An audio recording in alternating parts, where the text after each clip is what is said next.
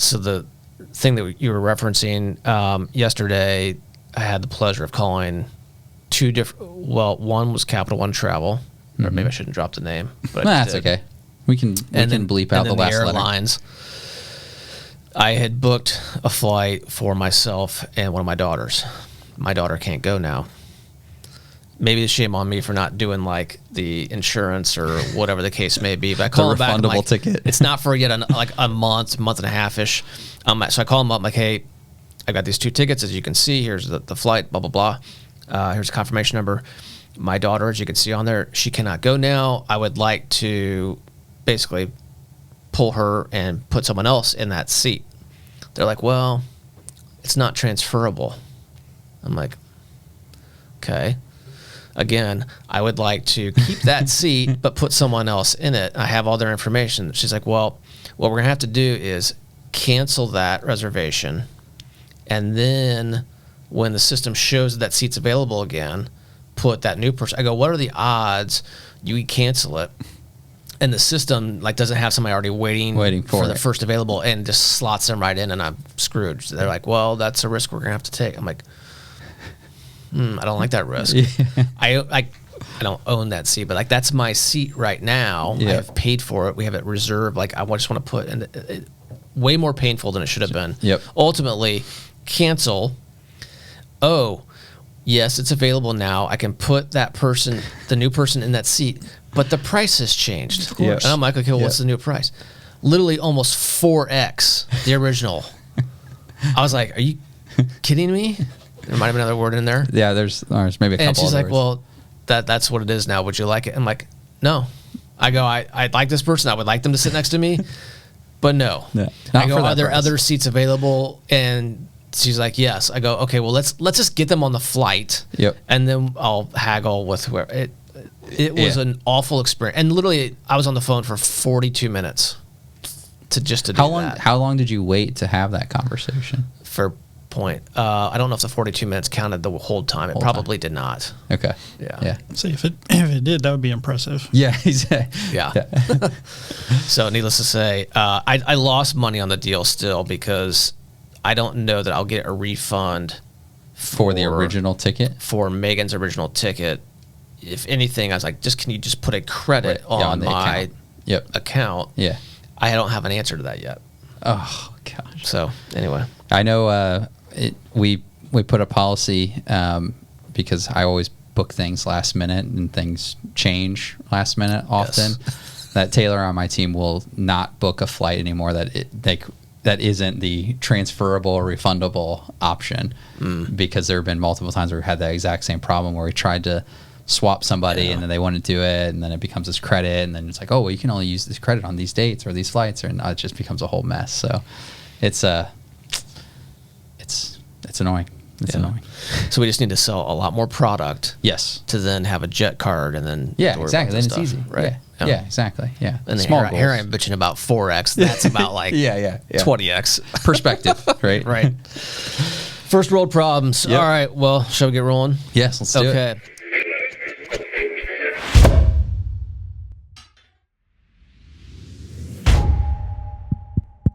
Is this thing on?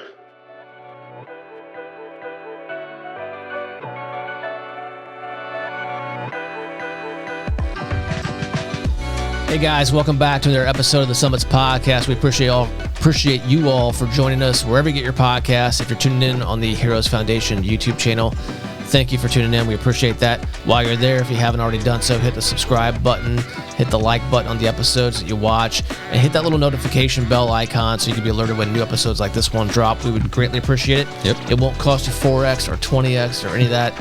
It's transferable too, I heard. It is? Okay, yeah. So tell your friends. All right, today we have a special guest, I don't want to ruin it, but a new Heroes Foundation board member, Mr. Jesse Monts. Jesse, welcome to the Summits Podcast. Thank you. Happy to be here. Jesse, why don't you provide our guests and listeners a little background info on yourself? Sure. So I am currently the controller at Duncan Supply Company. Chris Hendricks is another board member of ours, and he is the president of the company. So I've been working with Chris for about a year. He's kind of how I got introduced to the foundation, and I guess we'll talk more on that later. But yeah, I've been in the accounting world for about 9 years now, out of college, and worked for 7+ of that in kind of the public CPA space as an auditor. Finally decided to get out of that, was traveling all the time and working crazy hours during the spring and trying to raise a young family, and it just wasn't conducive for that anymore. And Chris came calling, and I said, yeah, sounds great. Awesome. Were you flying a lot when you're traveling? At times, it would kind of come and go in waves. Did you ever have to deal with the ticket issues like that? Not there. I've actually had to deal with them since I've been at Duncan. I got stranded. I was supposed to fly to Costa Rica for a meeting, and got stranded in Atlanta because of hurricanes. And they tried to tell me that, I couldn't get the money back, or I could, but it would have to be a credit. And I was like, well, I bought it on a company credit card. Like, that doesn't do the company any good for me to get a credit. So ultimately they did refund it, but it was hours on the phone. Yep. Yeah.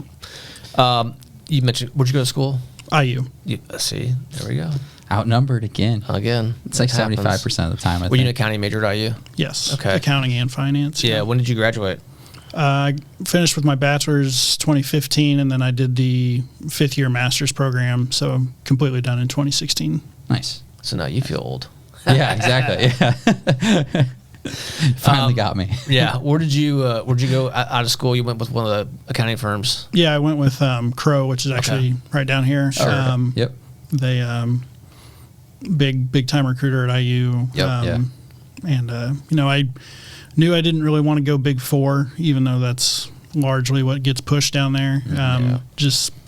Those churn and burn through people like crazy, and it looks good on a resume, but if you leave after 2 years, to me, I'd rather have a longer tenure at a slightly smaller place, and to me, that looks better. Yeah, that's fair. Yep. Born and raised in Indiana? Yep. From Monrovia, Indiana, originally over on the west side of Indy here. Went to small town high school. Parents still live in the house I grew up in, so still. Cool. Siblings? Yeah. Yep. Older brother, younger sister. Okay. Awesome. So you've been at Duncan for about a year? Just over a year. Okay. We won't get into the ERP conversation. You're welcome, Chris. Yeah. But you've gotten more familiar with the foundation. We'll talk about that here in a minute. But I guess what preceded that is what is your cancer story? I've had several family members unfortunately affected by it. Most personal to me, my mom is a cancer survivor. Back in 2019, she was diagnosed with ovarian cancer. And thankfully they caught it very early. She had surgery to have it removed, and has now been 6 years cancer free. Awesome. But that was definitely a scary time in our family. She was going through chemo and radiation. About the time I got married, I remember, dancing with her at the wedding and just how frail she felt, and didn't really think about the timing of the song, but it was kind of a long song. And by the time we were done, she's just like, I can't go any longer. So we actually had to cut it a little bit short, but she's doing great. No real concern. She's kind of now on we'll check back annually and see how things are going. But yeah, she's fully recovered as far as we're concerned, and it's been great. Yeah, that's awesome. Yeah. Ovarian, I know a little about. What were some of the symptoms, if you can remember, that led up to that? I think she just had like abdominal pain, other, issues in that area. And ultimately I think it was both ovaries were affected, but one in particular, when they removed it, it was, melon size. Okay. I want to say she said just recently it was like 20 something centimeters, which is huge. Yeah. So just a lot of pain and discomfort. Started with, some scans just with her OB, and really is when they started finding abnormalities and thought, well, we better investigate further. Yeah. Doing well. That's good. I'm glad she's now part of the club that none of us wanted to join, but that's always a good thing. Yes. Yep. Yeah. How has that just obviously that having someone that close to you? I'm assuming it kind of sparked some of your interest in wanting to figure out what you could do to kind of give back and figure out what more can you give. And then obviously I know Duncan Supply and Chris have been huge proponents of Heroes Foundation in recent years, and thank them for that. So how'd you get involved with the organization? So I'd always wanted to try to find something to give back because accounting, it's a very important job, in our industry and really just across industry in general. But having something that I really had a sense of pride of I'm involved in this, that piece was kind of missing. And I just hadn't really found anything that inspired me enough to go out and fulfill it. And then after joining Duncan last fall, Chris, he invites half the company to attend the gala. So I went to that in January. Awesome. And, kind of got to see firsthand just how great an organization it is and how it touches so many people. And so I was already kind of thinking like, man, it'd be great to get involved. And then Chris approached me a couple months later saying, the board was looking to add someone to the finance committee. Mm-hmm. Just thought I might be a good fit and asked if I was interested, and it was a no-brainer. Awesome. What's your exposure been? Everybody taking good care of you so far, working with the finance committee and team? Yeah, it's been good.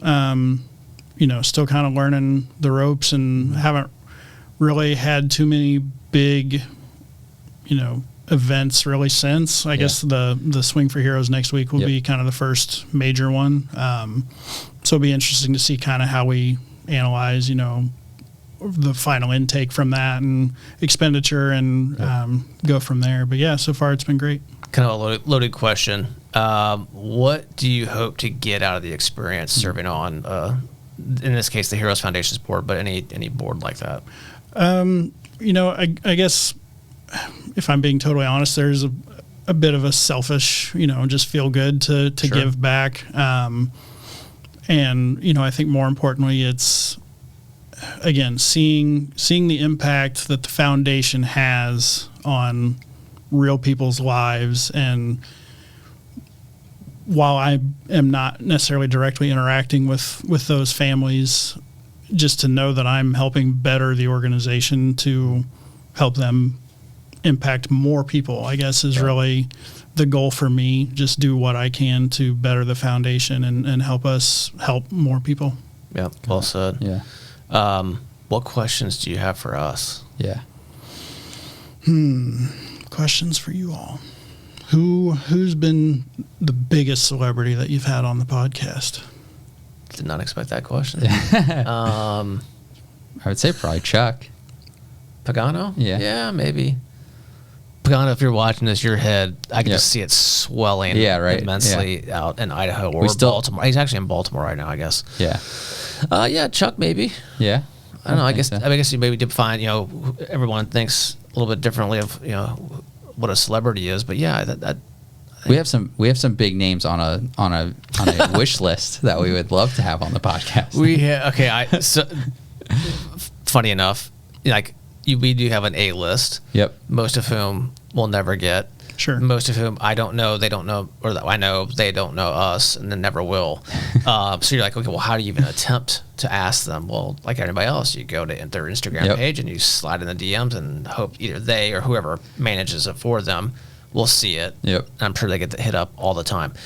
We've sent out a bunch of those, most of which never get responded to. Yep. But you got to be persistent, follow up on them, keep sending, not like a stalker, but like a couple of times. Yeah. And then if nothing happens, nothing happens. We haven't gotten any restraining orders yet, so I think we're finding the right balance. Okay. No replies saying bleep off. Just no replies at all, which is fine. So I guess Chuck's probably one of the biggest so far. I would say. No offense to all our other guests. Yes. Yeah. There are a few people and I'll just name drop, like Pat McAfee. He's local, would be great. He's obviously gives back big time, whether it be watching the college game day or what have you. He'd be a good get here locally, and I think is kind of within the realm of possibility to obtain. Yep.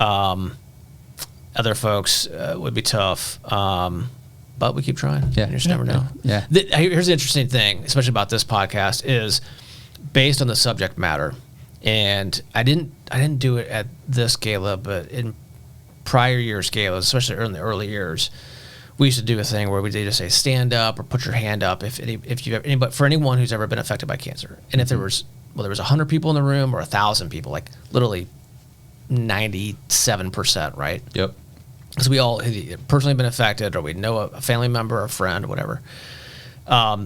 So our net is pretty big in terms of who our audience is, or could be, and who our guest audience could be. And so the good news is the story, there's an endless list of stories or possibilities. Now it's just a matter of getting to them and asking them if they're willing to share. Yeah. Everybody's cancer story is different. We've had some guests that aren't super comfortable sharing their story, and that's fine. It's totally fine. Yeah. You can share, as I kind of told you ahead of time, like share as much or as little as you want. Yep. Everybody's story is different. It affects them differently. Here's what's cool. I think it's cool. About this is we've had several guests say, you know what, I was very nervous coming in, but I found it very therapeutic to share the story. And we've also heard from viewers and listeners saying, who would put in comments or shoot us a separate email saying, thank you for posting that the episode with so and so was great.